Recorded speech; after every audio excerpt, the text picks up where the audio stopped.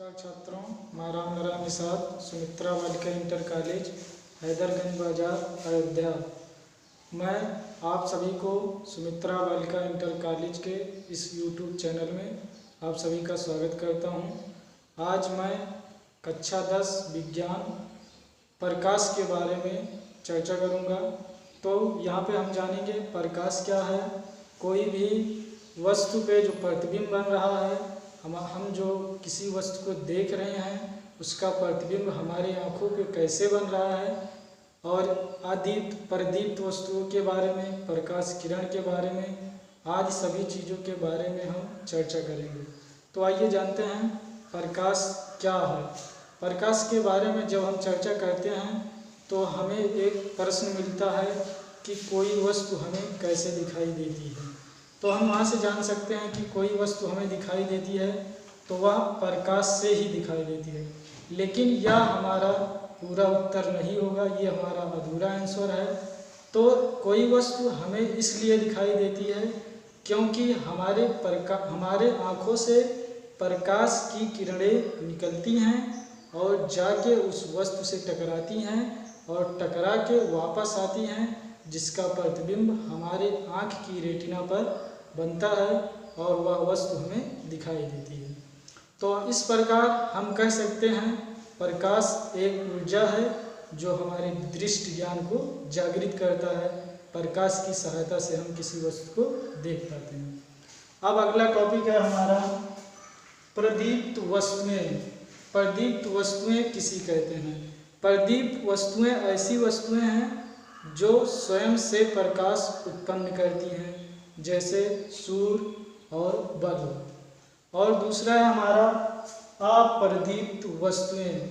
अप्रदीप्त वस्तुएं ऐसी वस्तुएं हैं जो स्वयं से प्रकाश नहीं उत्पन्न कर पाती हैं, जैसे चंद्रमा। अब अगला देखते हैं हम लोग प्रकाश किरण। प्रकाश किरण, जब भी कोई प्रकाश एक समान पारदर्शी माध्यम में जाता है तो वह जिस मार्ग से जाता है वह प्रकाश किरण कहलाता है। अब बात करें हम प्रकाश किरण पुंज के बारे में। तो प्रकाश किरण पुंज क्या होता है? जब यही प्रकाश की किरणें समूह में किसी मार्ग से जाती हैं तो वह कहलाती हैं प्रकाश किरण पुंज। ये प्रकाश किरण पुंज 3 प्रकार के होते हैं: अभिसारी प्रकाश किरण पुंज, अपसारी प्रकाश किरण पुंज और समांतर प्रकाश किरण पुंज। जब कोई प्रकाश किरणें आपतित होकर किसी एक बिंदु पर आकर पड़ती हैं तो वह अभिसारी प्रकाश किरण पुंज कहलाती हैं। जब आपतित प्रकाश किरणें आपतित होने का मतलब किसी एक बिंदु पर आके पड़ना। जब प्रकाश की किरणें यहाँ पर देखिए, प्रकाश की किरणें आ रही हैं और एक बिंदु पर आके, एक पार्टिकुलर बिंदु पर आके पड़ रही हैं, आपतित हो रही हैं, तो इस प्रकार की किरणों को हम कहेंगे अभिसारी प्रकाश किरण पुंज। जब आपतित प्रकाश किरण किसी एक बिंदु से सभी दिशाओं में या बट जाती हैं तो हम इस प्रकार की किरण को कहेंगे अपसारी प्रकाश किरण पुंज। और इसी प्रकार हमारा तीसरा प्रकार है प्रकाश किरण पुंज का समांतर प्रकाश किरण पुंज। जब आपतित प्रकाश किरण एक दूसरे के समांतर होकर जाती हैं, तो ऐसे प्रकाश किरणों को कहेंगे समांतर प्रकाश किरण पुंज। अब आगे अगला टॉपिक हम लोग पढ़ेंगे प्रकाश के गुण। प्रकाश के गुण क्या हैं? हम जानते हैं जब कोई प्रकाश किसी पारदर्शी पदार्थ से टकराता है तो वह अपने मार्ग से विचलित हो जाता है। और जब कोई प्रकाश एक माध्यम से दूसरे माध्यम में जाता है तो वह, जब कोई प्रकाश किरण एक माध्यम से दूसरे माध्यम में जाता है तो इस प्रकार के प्रकाश को हम कहते हैं प्रकाश का अपवर्तन। तो चलिए अगला टॉपिक है हमारा प्रकाश के गुण। आप सभी जानते हैं कि प्रकाश जो है सीधी रेखा में चलता है।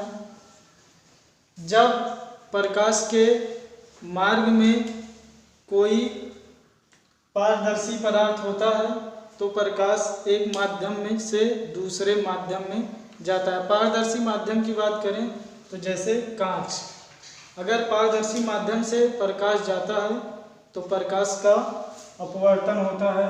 जैसे कि मान लीजिए ये हमारा क्या है, कांच, और प्रकाश यहाँ से आ रहा है। अब तक हमारा माध्यम था वायु। वायु से जब तक आ रहा है प्रकाश तो सीधी रेखा में आ रहा है। अभी हमने बताया जब भी प्रकाश चलता है वह सरल रेखा में, सीधी रेखा में चलता है। प्रकाश अब यहाँ से एक माध्यम से दूसरे माध्यम में जा रहा है। पहले हमारा माध्यम था वायु, अब दूसरा माध्यम है कांच। तो जब प्रकाश एक माध्यम से दूसरे माध्यम में जाता है तो वह अपने मार्ग से विचलित हो जाता है, तो वह अपने मार्ग से विचलित हो जाता है। इस घटना को हम कहेंगे प्रकाश का अपवर्तन।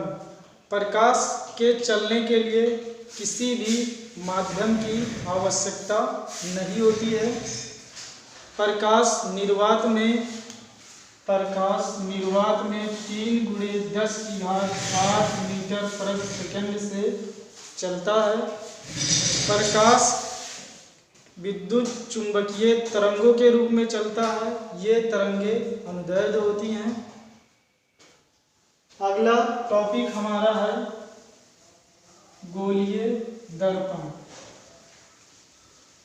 गोलीय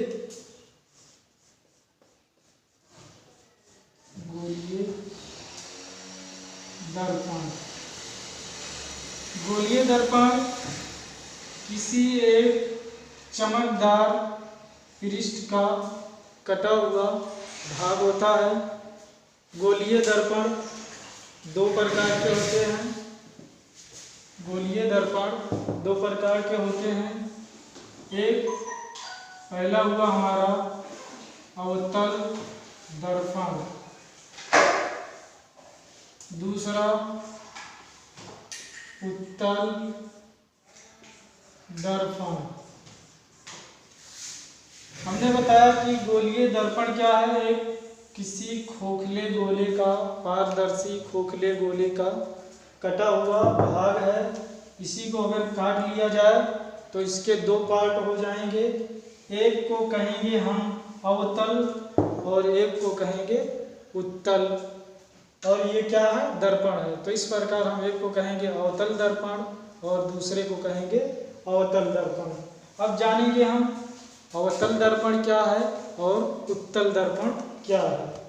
बात करें अवतल दर्पण की तो जैसे कि नाम से ही ज्ञात है अवतल, अव का मतलब यहाँ के गहरा भाग या फिर कह सकते हैं धंसा हुआ भाग,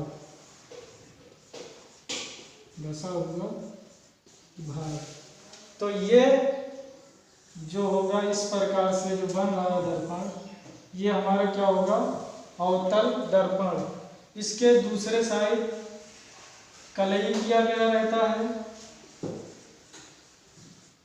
कलई का मतलब यहाँ पे लाल ऑक्साइड का पेंट किया रहता है, जिसे हम कहते हैं कलई।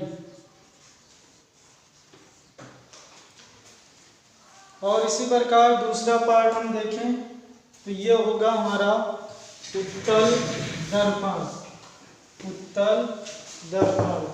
उत्तल दर्पण की बात करें तो ये दर्पण का जो तल होता है वो उठा हुआ होता है। इस दर्पण का जो तल होता है वो उठा हुआ होता है।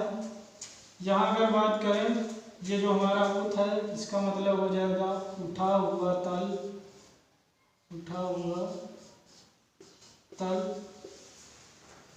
इसलिए हम कह रहे हैं इसको उत्तल। ये जो तल है हमारा उठा हुआ तल है, इसलिए उत्तल है, और ये दर्पण है, इसलिए ये उठा हुआ तल का जो दर्पण है इसलिए उत्तल दर्पण हो गया। टॉपिक है हमारा दर्पण का ध्रुव। यहाँ देखिए, ये जो हमारा दर्पण है, ये हम इस दर्पण को कह रहे हैं, और ये हमारा दर्पण में अवतल दर्पण है, अवतल दर्पण। अगर यहाँ बात करें तो इस दर्पण के परावर्तक तल का मध्य बिंदु, परावर्तक तल का मध्य बिंदु क्या कहलाता है? हमारा दर्पण का ध्रुव कहलाता है। परावर्तक तल का, ऐसा कहेंगे, दर्पण के परावर्तक तल का मध्य बिंदु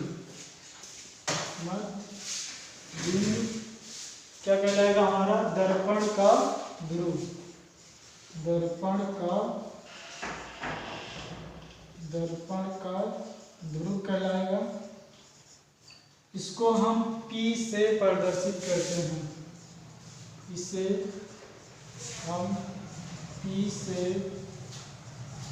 प्रदर्शित करते हैं। अगला टॉपिक है हमारा दर्पण का वक्रता त्रिज्या।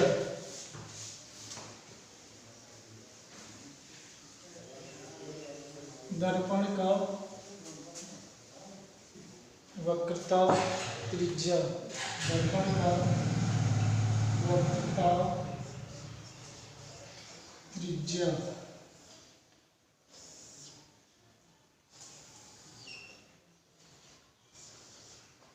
हमने बताया था अभी जो दर्पण है वो हमारा किसी कटे हुए खोखले गोले का ही भाग है। तो जो इसका केंद्र है वो ही हमारा क्या है? वक्रता केंद्र है।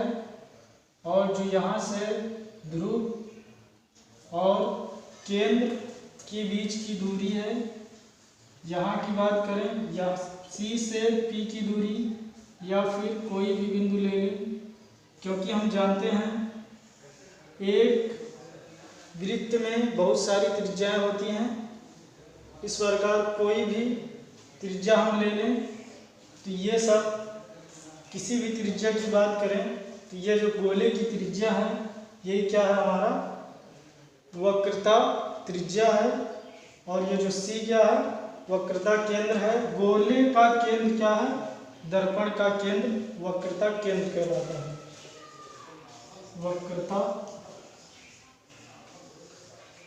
केंद्र।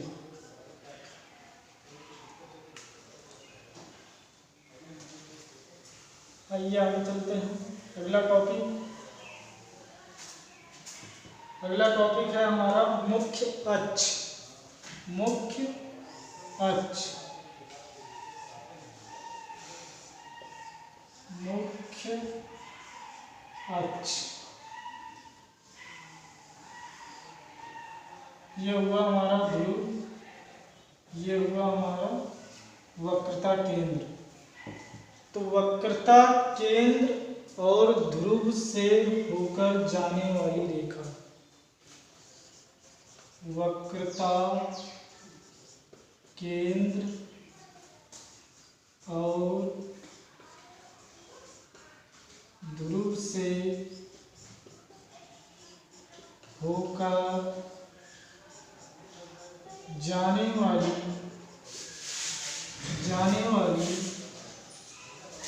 रेखा को मुख्य अक्ष कहते हैं।